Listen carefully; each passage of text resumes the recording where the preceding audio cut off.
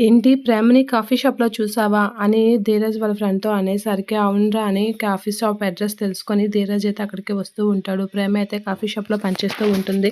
అలా ప్రేమ కాఫీ షాప్‌లో పనిచేస్తున్న దగ్గరికైతే ధీరజ్ వచ్చి ఆ లోపలికి వెళ్లి చూస్తూ ఉంటాడు. అక్కడ ప్రేమ కాఫీ షాప్‌లో సర్వింగ్ చేస్తూ ఉంటుంది. అలా సర్వింగ్ చేస్తూ ఉంటే ధీరజ్ అయితే ఒకసారిగా షాక్ అవుతూ ఉంటాడు. షాక్ అయ్యి అలా చూస్తూ ఉంటాడు. ప్రేమ అయితే కాఫీ షాప్‌లో కాఫీ సర్వింగ్ చేస్తూ ధీరజ్‌ని చూస్తూ ఉంటుంది. చూసి ఒకసారిగా షాక్ అవుతూ ఉంటుంది. అమ్మో! ధీరజ్‌కి తెలిసిపోయిందా? ఇప్పుడు ఏంటి పరిస్థితి? ఎలా రియాక్ట్ అవుతాడో ఏంటో అని అయితే షాక్ అవుతూ ఉంటుంది. ప్రేమ చేసిన పనికి ధీరజ్ షాక్ అయ్యి అలా చూస్తూ ఉండిపోతూ ఉంటాడు.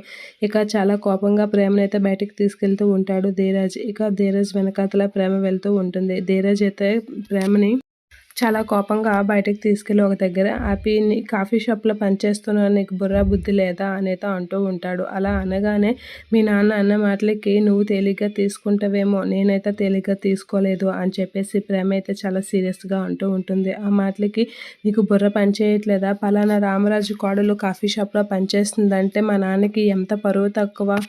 ఇప్పటికే మా నాన్న కా మన వల్ల చాలా పరువు పోయిందని ఫీల్ అవుతున్నాడు. ఇంకా నువ్వు పరువు తీయాలని చూస్తున్నావా?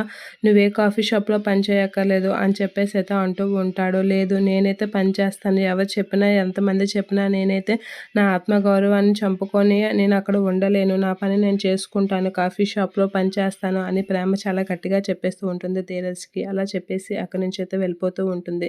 అలా వెళ్ళగానే ధీరజ్ ఒకసారిగా షాక్ అయ్యి అలా చూస్తూ ఉండిపోతూ ఉంటాడు. ఇక వెళ్తున్న ప్రేమనైతే ధీరజ్ అలా వెళ్ళిపోతున్న ప్రేమని ఆపి, నువ్వు వెళ్ళడానికి వీల్లేదు. నేను కాఫీ షాప్‌కి వెళ్ళనివ్వను" అనైతే అడ్డుపడుతూ ఉంటాడు. షాక్ అవుతూ ఉంటుంది ధీరజ్ చేసిన పనికి ప్రేమ.